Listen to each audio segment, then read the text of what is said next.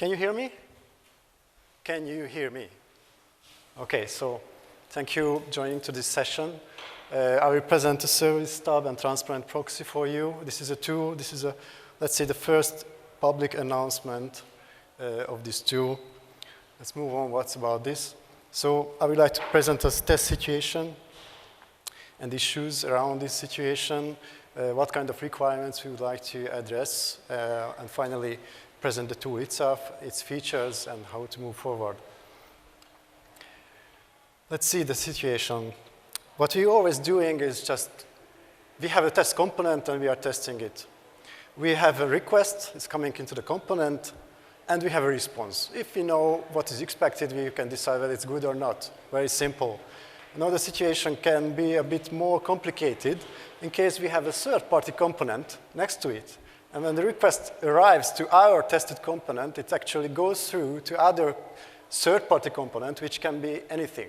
It can be a component which is created by our company, by other company, a legacy system, or something else. So, but it's not the component we would like to test. It's something else.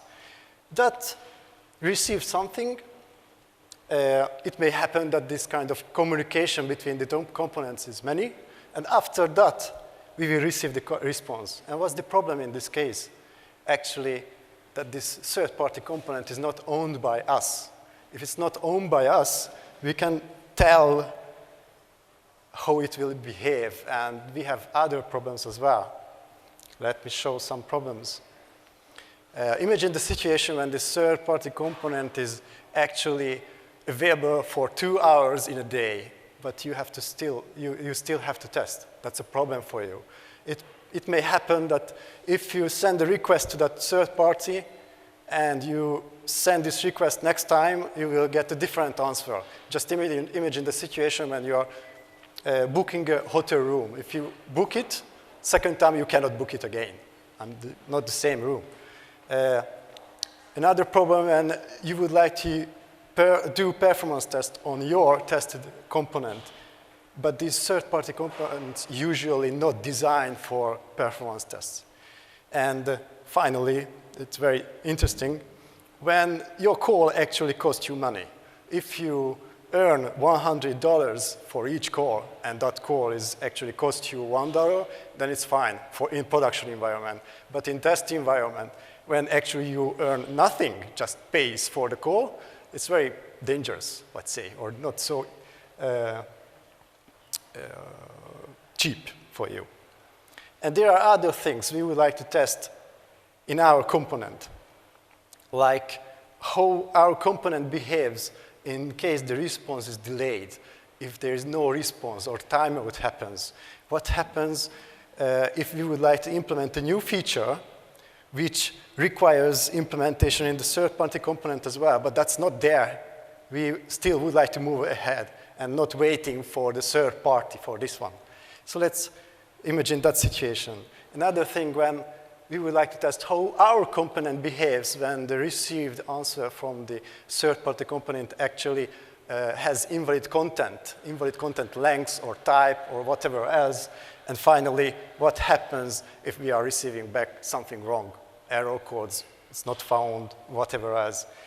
So, and even if we have a single third-party component, that's, let's say, the easiest possibility. We might have many third-party components. And it's not just a simple information flow between them, but it may happen that it's very combined and not easy to control all of this. So this was the situation we faced with several years ago, not now, not today. Several years ago we faced it, and we would like to address this. We started to collect a kind of requirement list. The first requirement is it should act as a transparent proxy. We should allow the messages flowing between our components and other components. But on the same time, we would like to replace the third-party component as a stub. So if it's not there, we would like to test our component. It would be very good if the selection between the proxy mode and the stub mode would be intelligent. It could be done immediately by the tool itself. It must handle not just HTTP, HTTPS request, but two-way SSL it should handle. It may happen that the third party requires such kind of connection. It's not easy. That's actually man-in-the-middle type of test. And any kind of test, any kind of message we would like to handle, I just listed some of them, XML, JSON, and so on. Of course, we would like to do it in a fast way. It should be able to we would like to use this in a continuous integration environment. The configuration of the tool should be automated, or it should offer the possibility of configuring it in an automatic way. It should be robust, very stable. Just imagine the situation. We have a test component which should be tested, another component which is a third party. We are somewhere here with a test tool, and that test tool is not reliable. That's not a test situation for us. It should be very stable, robust, without any error. And it shall offer extensibility, which means that we don't know what kind of new features, what kind of situations we may face in the future. So we should implement a kind of plug-in mechanism. With that one, we can extend the capability of the tool. Let's move forward. So how it works? We found out that actually between the components, we may put another component, which is actually, the name of the tool is WILMA. Let's see what's inside WILMA and how it works. What you see now is the information flow diagram of WILMA inside. And let's see how it works when it acts as a proxy. Actually, the message arrives and cloned 2 times. One time, it just save it to the disk. The other time is to extract it and prepare it for evaluation, prepare it for deciding whether a stub answer should be generated or a simple proxy message. The request should be handled as a simple proxy message. As I said, this is a proxy example. That means that nothing happens. The request goes through and coming back. Another split happens, which means that the response is stored in or saved as a log in the disk. It represents this separation allows us to use this tool in a performance environment, performance test environment, because it is independent. When it's cloned, immediately the request can go back, and there is enough time to store the messages on the disk. So there is no such problem. We don't have performance problems. Let's see how it works when it works as a stub. Again, 2 clones, and this thing in the middle, that's the root engine. We call it as root engine. It decides that now stub response should be generated. Notifies an internal switch that from now on, this message should be translated to the internal web application. This tool has an internal web application which is responsible for generating the response, the stub response. And the second thing is to generate the response itself. So when the request arrives, the web application knows what to answer already. And now we have the answer. So this is how it works in general. Configuration. The stub itself should be configured by using XML files. It's very simple. There is a condition descriptor. There is a response descriptor. Condition descriptor is used for evaluating the request. And if that condition fulfilled, then the response will be generated. We have built-in condition descriptor, built-in classes, which is offered to evaluate the requests. We have built-in response generators to generate the answer, actually. And all of this can be extended with plugins, so external classes can be uploaded and used for generating response. This is a simple example for that one. So you're just using this one. For example, if there's a JSON path with this value and there's another JSON path with this value, then actually, the tool will pick up this file, format it as a JSON, send it as an application JSON type with 200 response. So this kind of setup it has. I pressed the green one, okay. Here you can see the internal web application. Actually, it's not just used for stubbing the response. It is used to have access to the configuration, to have access to the logged files and so on. So it's used for several other things. And the previous configuration I mentioned, it's actually a single row here. You can enable, disable it immediately. You can drop, you can upload another configuration and so on. So WILMA is sitting there. The component should be configured to use this as a proxy, that's all. And no other change is necessary in your test environment. And it can be used in not just for few components, it can be used in microservice environments. And actually a single WILMA instance is able to handle many of those. So not necessary to install so many WILMA instances. One WILMA instance can handle many. Where it can be used. For developers, they are analyzing the messages, stubbing their services, troubleshooting. Continuous integration environment. Without the third party, the test automation can validate the tested component immediately by stubbing it around. Again, analyze messages, stop services, troubleshooting in the integration test environment can be used by manual testers as well. The previous example was a manual tester example that is used by a manual tester for a specific request. He's expected to get a specific response. What other thing? It can be used in exclusive proxy mode. In that case, the stub part is disabled and it is completely acts as a proxy. It can be used as stub only. In that case, the proxy part is disabled and all request is answered. If there is no specific answer defined, then the error 404 will be sent back. Okay, let's move forward. There's an extended capability of this. We have a new application next to the tool, not part of the tool, it just coexists with the tool. That's the WILMA message search.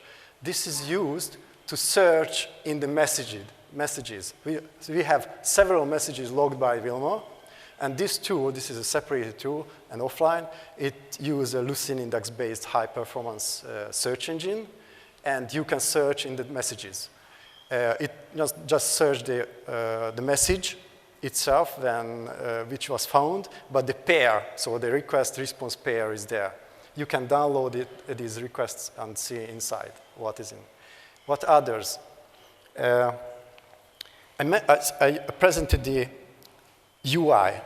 Now the UI is actually behind an internal API. That internal API is open and can be used externally. That internal API can be reached by HTTP calls very easily. So curl command line is fine. You can configure the stub itself. You can upload, download templates, response templates, plugins, so classes, jars can be uploaded. Meanwhile, WILMA is running, and the logged messages, you can access the logged messages and download it immediately. We have a Java library, which is available in JCenter. So just in your test code, you can refer to this jar, and you can talk with WILMA. And the same for .NET. We have a library for .NET as well. So in both environments, you can use this tool. What others? We have internal, I said that this tool should be very robust. Yes, it offers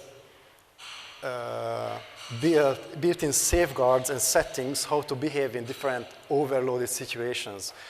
What you see is actually a real example. Here you can see, and the yellow one is the number of messages. On the right side, you can see that it's 25K, between 15 and 25K messages, actually. And you can see this drop, falling, the number of messages, which means that the unused messages is deleted by the tool itself to avoid disk full problem, for example. You can set it in your way how to do it. What other? It's open sourced, available for you. You can use it. You can use your own solution. You can derive it as well. Available via GitHub, including the documentation. Actually, it has Docker images. So in case of a cloud environment, or you would like to use it in Docker, local Docker environment, very easy, just refer it, install, start it, and you will get a full functioning WILMA and WILMA message search application, whichever you want to use. As we have two platform connections, can be used in Java environment, can be used in .NET environment. And of course, improvement ideas are welcome. We would be very happy to see that you are using this tool, enjoy using this tool. So what is the future? Actually, we know the demand of using microservices. If you are not faced with this situation, I mean, you never not heard it yet, you will, I'm pretty sure, in the future. And this situation when you have many services and you have to control or know what is happening between the components, actually this tool would be very useful for you. So this was my presentation. Thank you for listening to this session. I'm open for questions if you have any.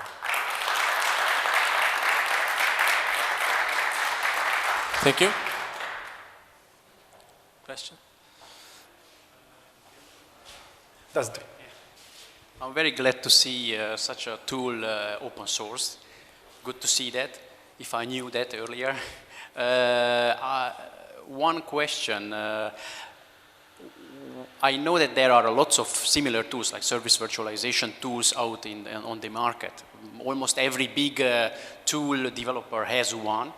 And what was, I mean, so EPAM systems is not a core product of EPAM systems since you open sourced it. So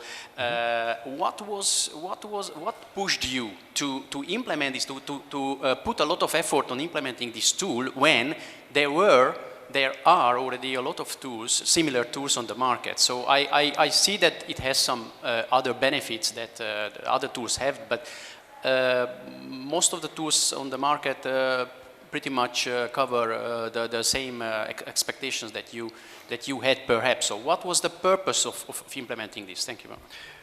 I would argue a bit with this statement that there are several other tools in the market because, of course, we would not invent in anything if we would find a similar tool. So actually we had a session, a long session. Over 2 years, we searched for similar tools in the market, in open source and in closed source, let's say. And actually, there is no similar tool right now in the market which is available, which offers this kind of flexibility, this kind of features. There are other tools like VirMock, let's say. VirMock is there, but not for this purpose. This is another purpose which it fulfills. So why we did it? Because when we face this situation, I mean, several components has to be tested together. Without the availability or without the reliability of the third-party components, we need to have the tool which can be worked in proxy and in stub mode in parallel. So meanwhile, the third party is there, we can analyze what's happening, but if we need, we can replace and step in, and instead of the component, we can generate our answer. And actually, we didn't find such kind of tool in the market. I would be very happy to see that one. The last one, too, which was actually announced 1 week ago in the Google testing, no, I don't know exactly the name. It was last week. The same announcement of a similar tool. Actually, that tool is, first, not yet open sourced, has much less capabilities and maturity than this tool. So I would say that there is no other tool in the market. Okay, let me know. Maybe commercial ones, that may happen. Not open source. 2 questions. What does WILMA stand for? Pardon? Acronym? WILMA? Flintstones, you know that it's coming from that one. Actually, you know, the originators, Yabba Dabba Doo, yeah? But in Hungarian it's not that one, it's a bit different and very close to Stub. That's Stubba Dabba Doo, let's say. So that's from the WILMA coming. Second question, how large is the code base and what language is it written? Oh, I don't know, we never measure, but we don't believe in such measurements, sorry. What language is it written in? Java. Java, part of it's .NET, about the library. The UI has some JavaScript. That's all. So I have a question in terms of productivity and efficiency of testing. What did you experience so far? We had a very good experience in that case when we had to develop a component. Don't tell anything else. We had to develop a component, and there was another component which was developed in parallel, but not by us. The same requirement applied, I mean the communication requirement applied, but they were delayed, and we would like to move ahead. And so by using this tool as stubbing the actually not ready component, we were able to develop and deliver it in time. Meanwhile, the other party was not ready. We were ready. So it was very, let's say, we didn't depend on others. Meanwhile, we can deliver. Very important for commitment, for example. You know that. Are there any other questions?